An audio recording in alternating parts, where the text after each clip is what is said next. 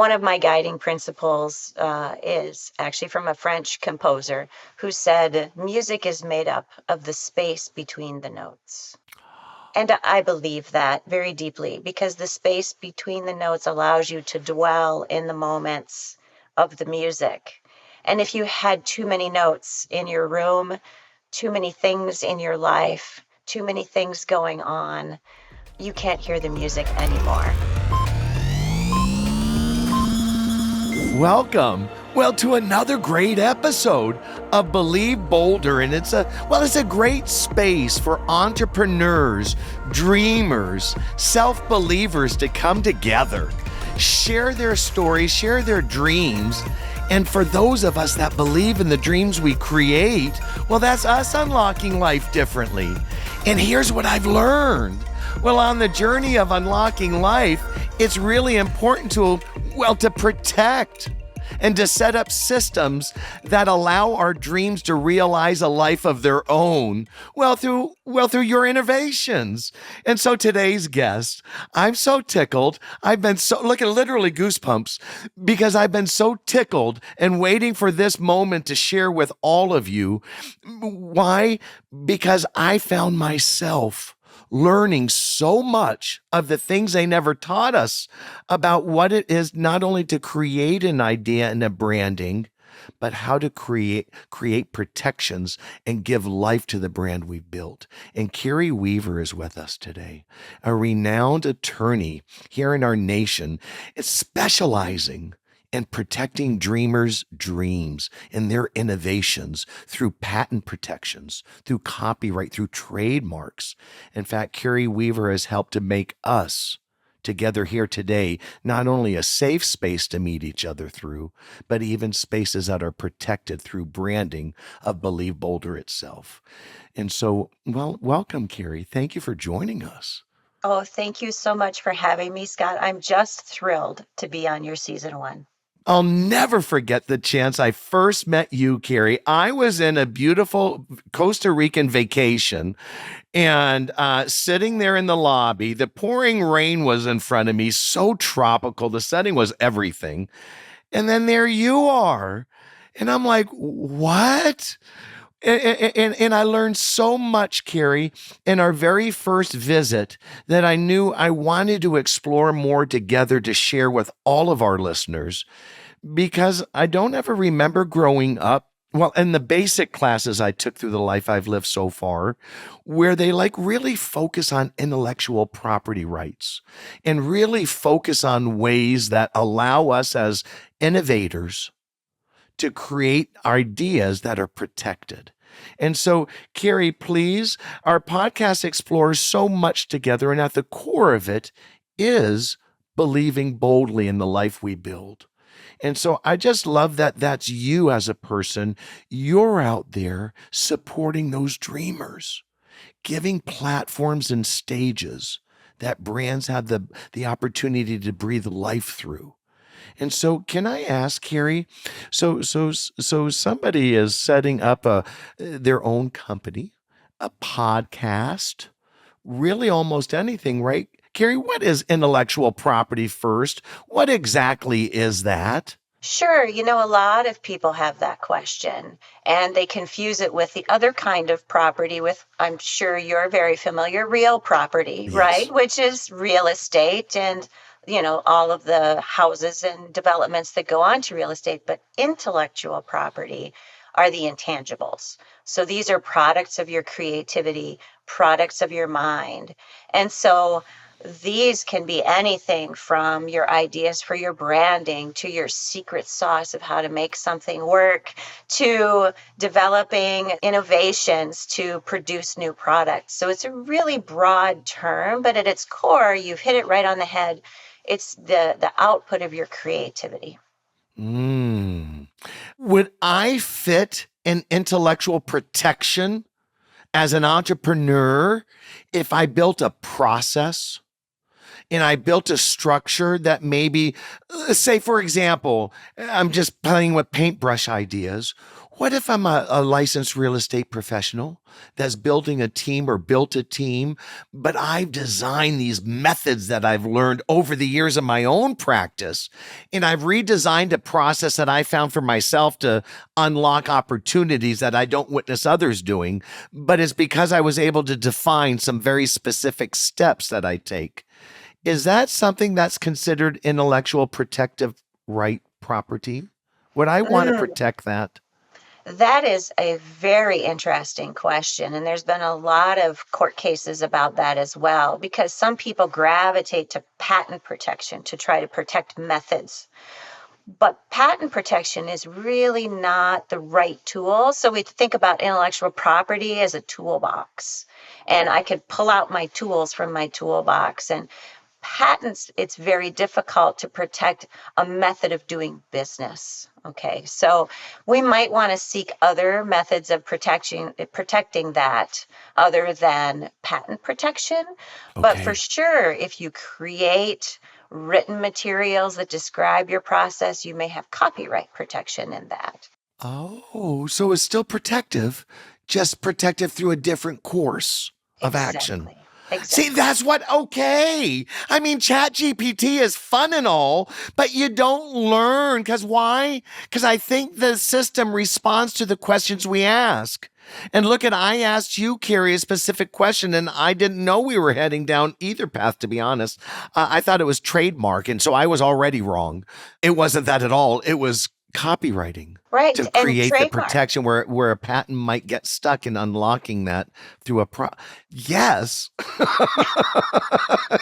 This is what I meant. Yes, and you do make a good point that trademark might be applicable as well. So if you provide those services to others, right?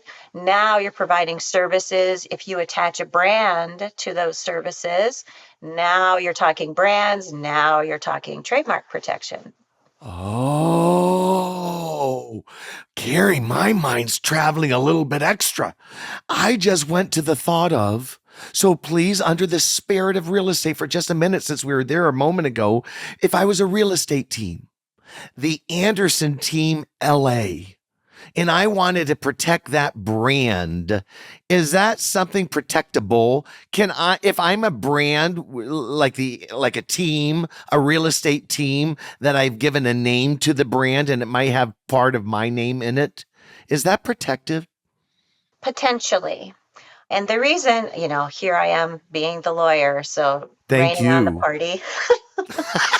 Uh, but that's what they teach us in law school. So potentially it could be protectable. If the name is really common, it may be very difficult to protect the name. Okay. However, if you adopt a different term and for example, your Believe Boulder, right? Okay. That is not a name. It is something that you've created this brand from the ground up that you can pour all of your meaning into and you can develop rights in that. Okay.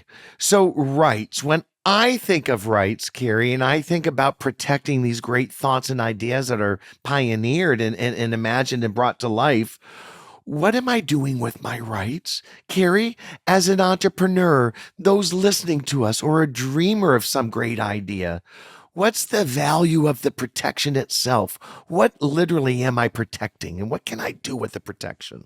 Right. That's a very important aspect of intellectual property. What rights does it give you? And so the rights that we're talking about are the rights to prevent others from utilizing what you have created. Okay. And so the way that you would do that, then, for example, in trademarks, you develop a brand, you begin using the brand, Believe Boulder. You don't want someone who says, that is a great podcast. I get a lot out of it.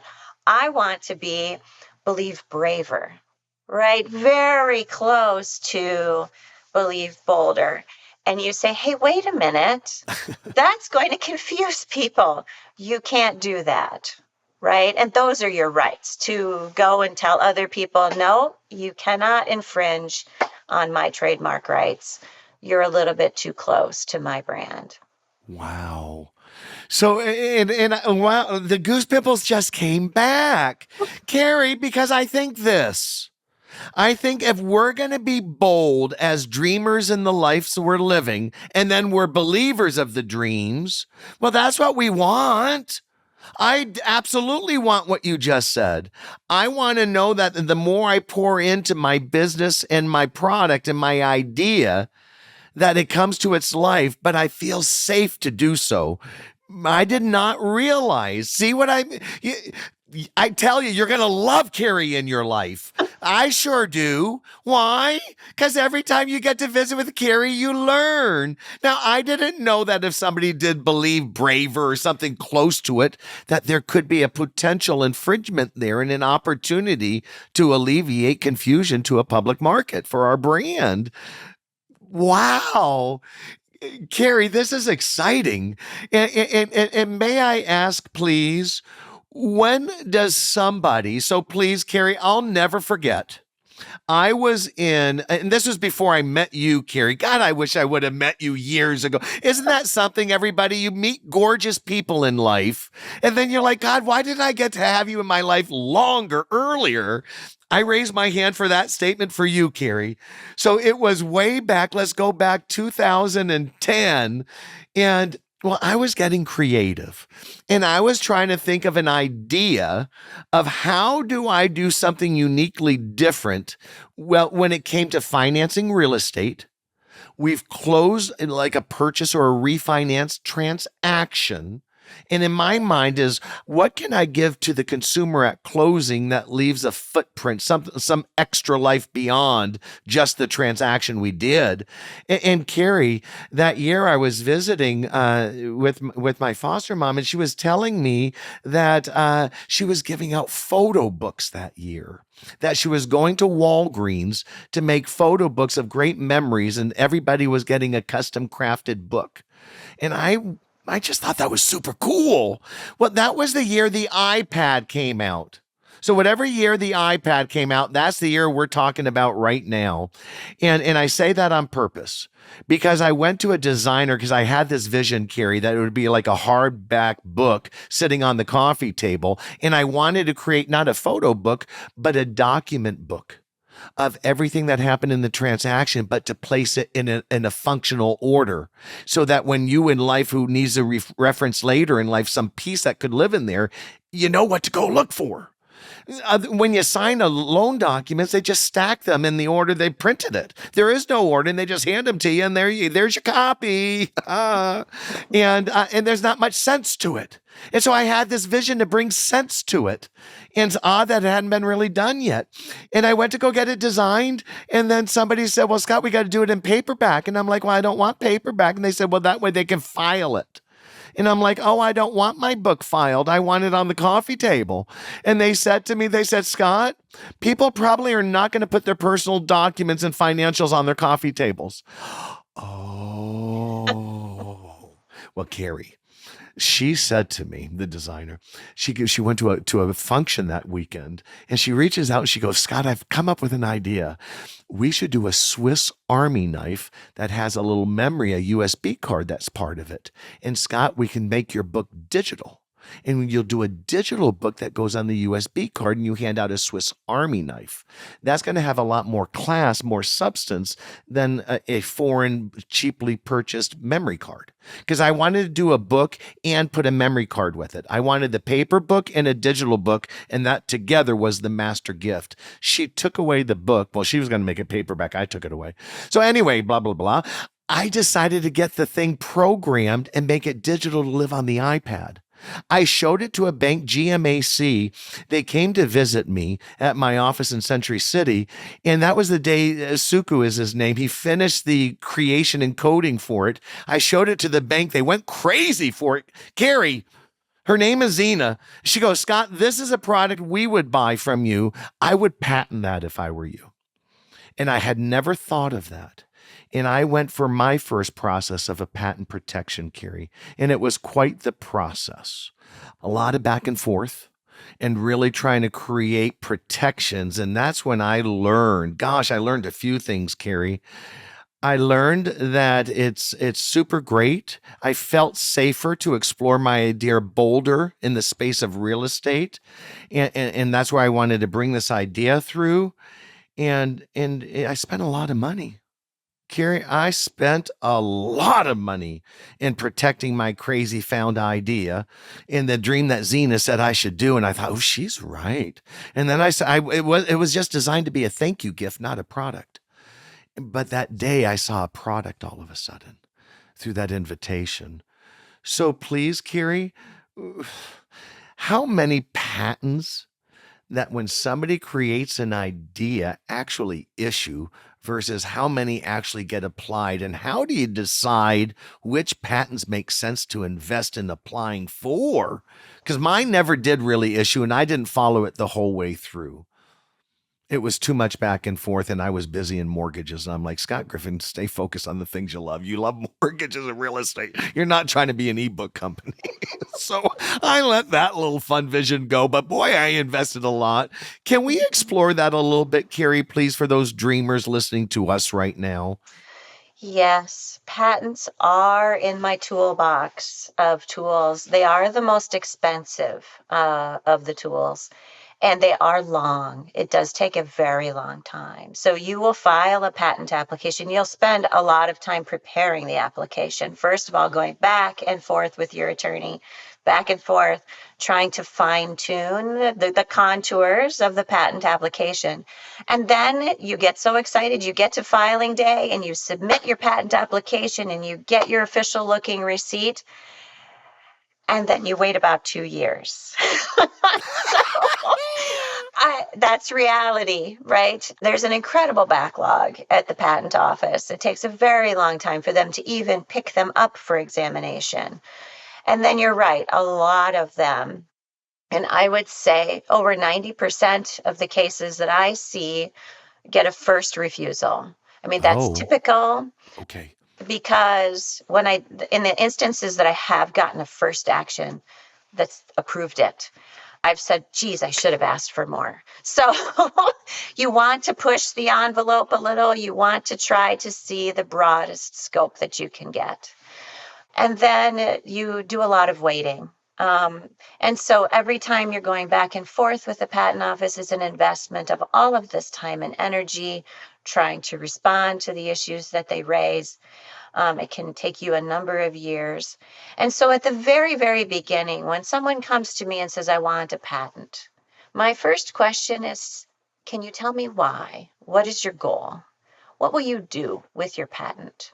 Some people will seek a patent because they want to license it. They see that other people will pay them royalties ongoing to utilize that patent, and that's great. If they've already identified that path forward, fantastic. That will be our goal.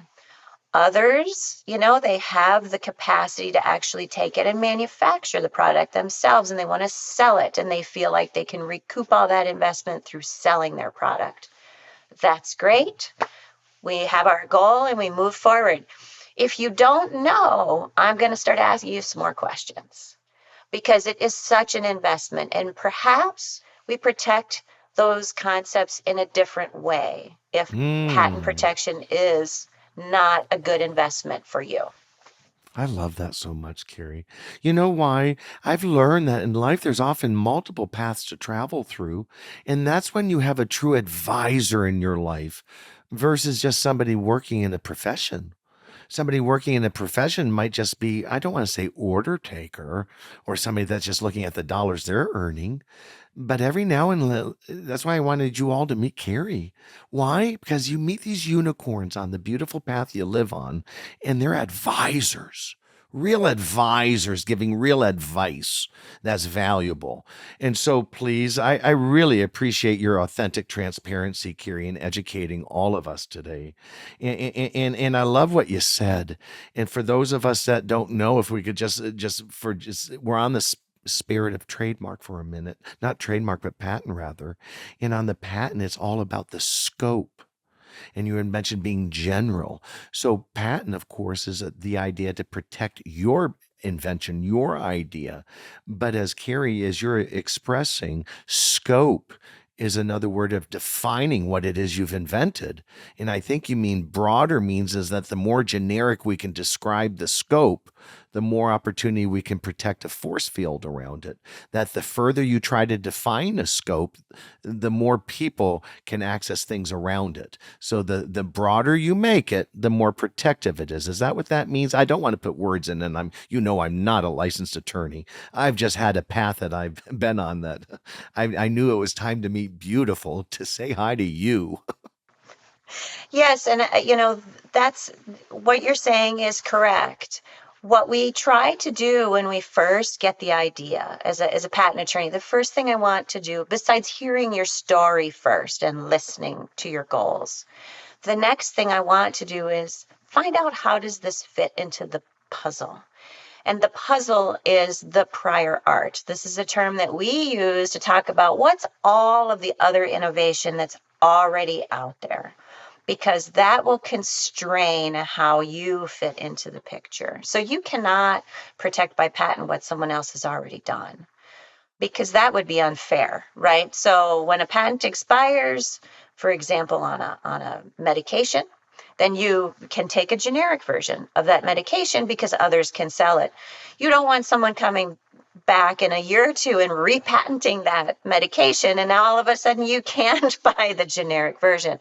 So the idea is you can patent only something that is new and it's not obvious. So those are two of the hurdles. The other thing is that it has to be useful, but that's a pretty easy bar. It just has to work. But being new and being non-obvious. And so what we have to do is say what's already out there, because we cannot try to draw our scope to encompass what's already out there. We have to fit within what is still available out there in terms of the technology. Which is harder and harder to find space in, isn't it, Karrie? To try to not to step on somebody else's filing and file Yes. your story, because something in they say, right, like, and there's really not much new. I mean, we're just reusing so much in life, but there really is a lot of new, because it's what you do with the thoughts you have that bring new to life. And that's what makes us individuals at the end of the day, those entrepreneurs, those dreamers, the believers. And Karrie, please, trademarks, what's the difference between a trademark and a patent? Yeah, that's a great question. So, a patent will protect how something works. That would be a utility patent. Or how something looks. That would be a design patent. So, we see design patents on things like tire treads and shoes. And I don't know, just all of the ornamental features of things that are out there. A design patent can't cover how it works, just how it looks. A trademark will cover a brand. So it is going to cover a word or a phrase or even a symbol that designates the source of the goods or services that it's used with. So when you see, for example, that red bullseye, that red and white bullseye, you know that comes from Target, and that is a specific source, and you know the quality of the goods that you'll get from that source, right? And so trademarks protect sort of the goodwill of the owner who has that trademark and has been using it and has suffused it with that goodwill. So consumers know what to expect. And please, I learned with you and the work that we're doing that there's timing matters, and that it's important that when you crafted a new, fresh idea that you're going to invest into, the earlier to file, the better. Because if anybody beats us to the table with their similar styled idea, please, Karrie, who wins in that moment? What if we all both had a similar idea? What happens?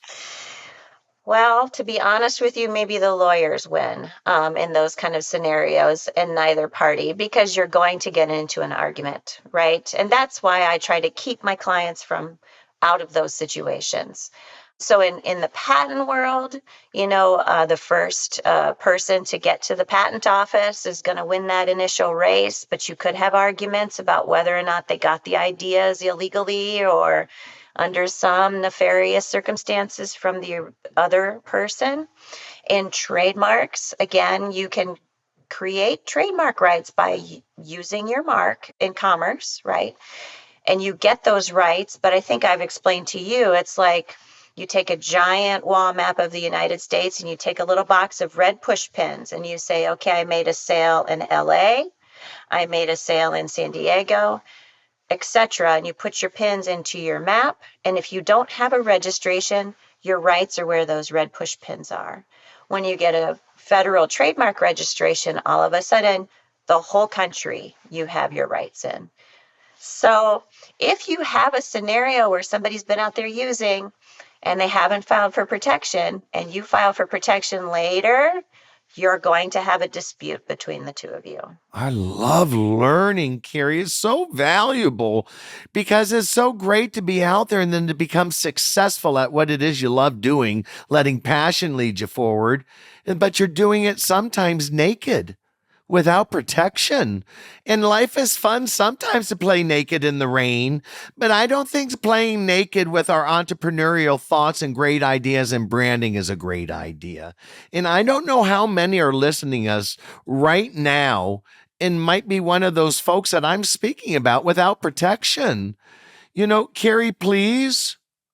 What do you say to those people that are running their great brand, their great whatever it is, and their brand? I just heard you teach me that I could be an independent, like say, real estate professional, but I've created a logo, a brand that I advertise everywhere that matches who I am.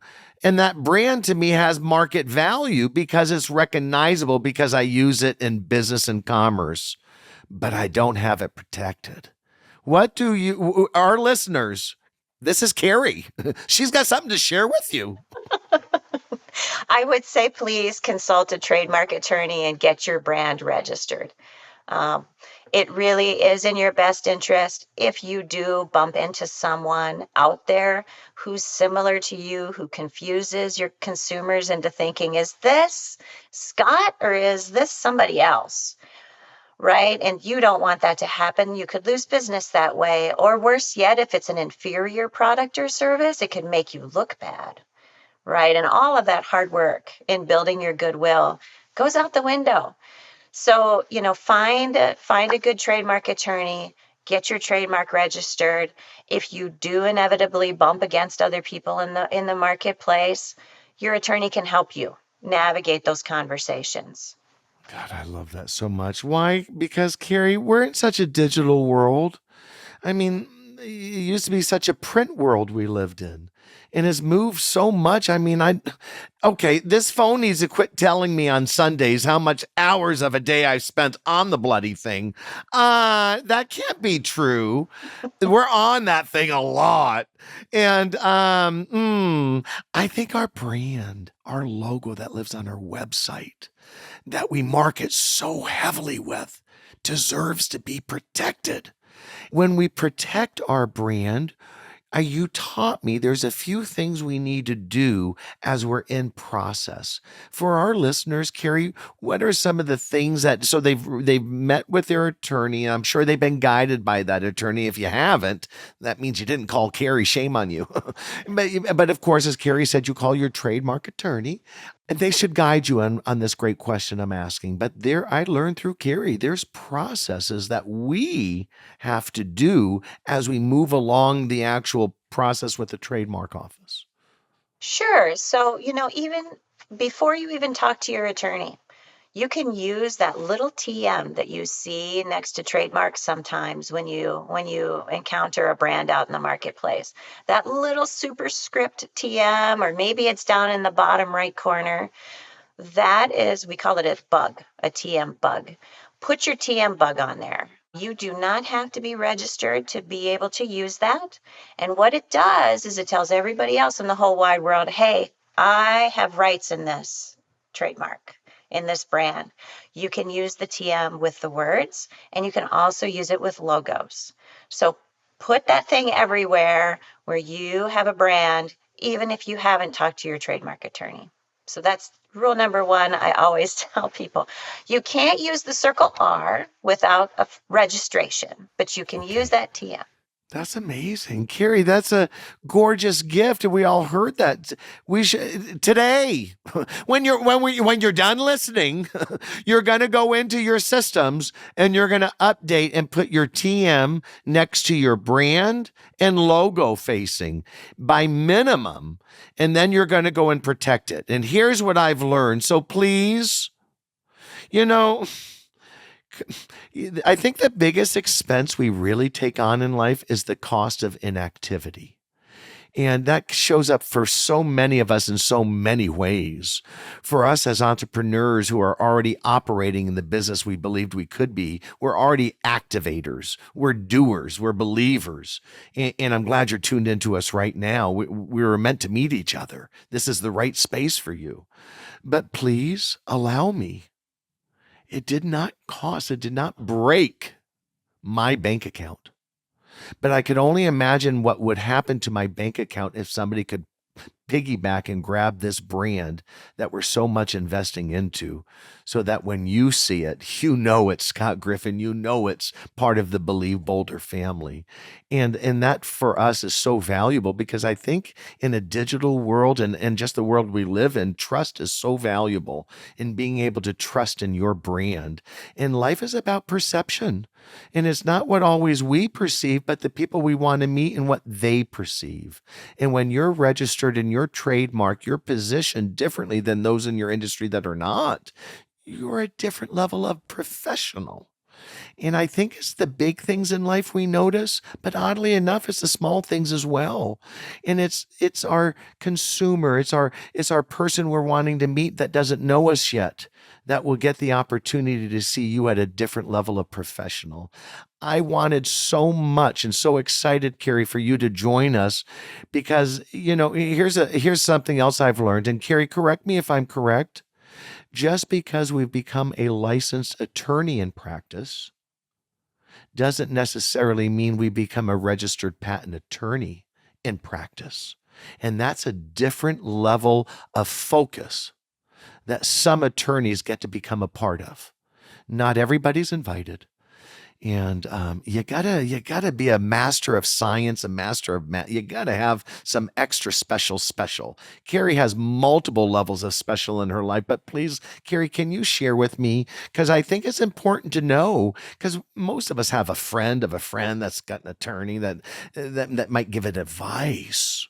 And they might have read a chapter or two about this, but it's not their main focus. Karrie, for you, it is, and you protect as a career. That's right, Scott. And so for patent attorneys, in order to call myself a patent attorney, I had to take a special bar exam before the US Patent and Trademark Office. And at the time that I took that exam, the pass rate was maybe about 50% or so. Very challenging exam at that time. In order to take that exam, to even sit for the bar exam, I had to have a degree in a technical field. And so my degree is in molecular genetics.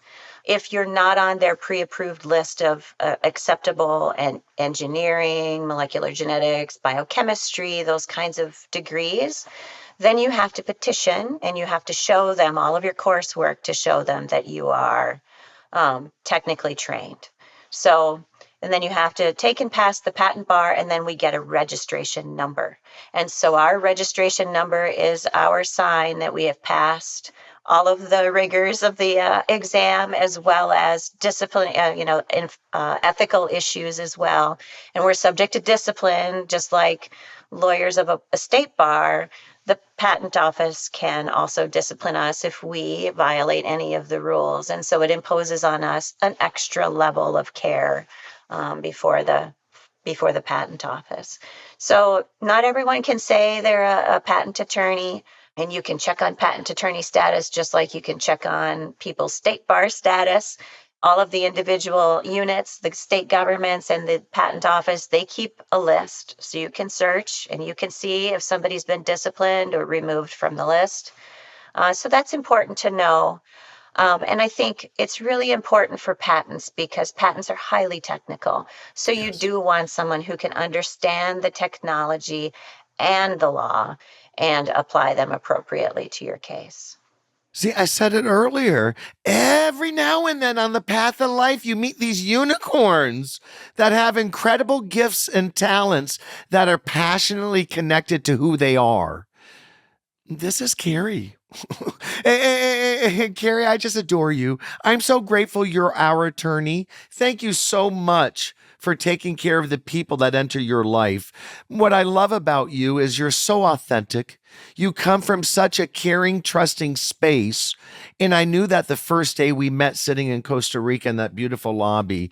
And how did I know? By your kindness, your incredible warmth, your amazing ability to communicate to somebody that didn't know, but it was suggested to me, Karrie, that I go out and go get trademark our Believe Bolder podcast and protect some of the rights. And I wasn't even thinking of it either. And that's why I knew it was so important. And on that ride, I met you. And so I just adore you. And I thank you so much for coming on today and sharing a deeper, little more insight to our listeners. And you've all had a chance to meet Karrie, and I'm inviting you. I'm absolutely inviting you to reach out to Karrie directly. If you're operating in practice, whatever your practice is, something tells me there's branding relationship to what you're doing. May I please recommend that you protect the brand that you believe in every day. And when you don't do it, that's that cost of inactivity and somebody hijacking your greatness. This will make sure that doesn't happen. And I knew it was important for you to know. Why? Well, I didn't take the class they didn't give either. So let this be that moment. And please do us a favor. Anybody that you know and love that's in practice in business, even somebody starting a new idea, what a great excuse to share this podcast with them. We sure would love it. Karrie, please, can I ask you, because you're an incredible woman of incredible intelligence, and I want to ask you this question, please. As you go back in life, you're given just a few moments. And I love to ask this question. May I ask you, will you please go back to your 10-year-old self, your beautiful 10-year-old self? You only have a moment with yourself. What would you share with yourself right now that you know today that you wish you would have been gifted at 10 years? What would have mattered? What an amazing question, Scott. I think what I would share with myself is the beauty in each moment is important. And if you can take that opportunity to live in that moment. One of my guiding principles is actually from a French composer who said, music is made up of the space between the notes. And I believe that very deeply because the space between the notes allows you to dwell in the moments of the music. And if you had too many notes in your room, too many things in your life, too many things going on, you can't hear the music anymore. So I would tell my 10-year-old self, because there was that period of my life where you're doing it all and you're trying to take it all on. As a young associate, I was working as many hours as I was awake and trying to learn everything I could and do everything for everyone. It's okay to have space between the moments so that you can live in each moment and enjoy it. Wow. Stunning. I'm so grateful I asked the question. That's gorgeous, Karrie. Thank you. Well, you're gorgeous. I just love who you are. I love your passions you share with those that get to be part of your world. Thank you so very much, Karrie. Well, for sharing so much with us today. And well, thank you for tuning in and sharing us, well, with your friends and colleagues. You know what I've learned? Everything becomes possible when you believe you can. And what else I've learned is it matters who you surround yourself with. Find beautiful people and filter out the ugly in life. I think we become more of who we are by those we surround ourselves with. Karrie, I'm so grateful you're in my life. Oh, Thank you so much. And thank you all for being in our life. This is what makes life gorgeous. It's the stories that live in it. Well, yours. Anyway, I can't wait till our next episode. Karrie, thank you again. oh, thank you so much.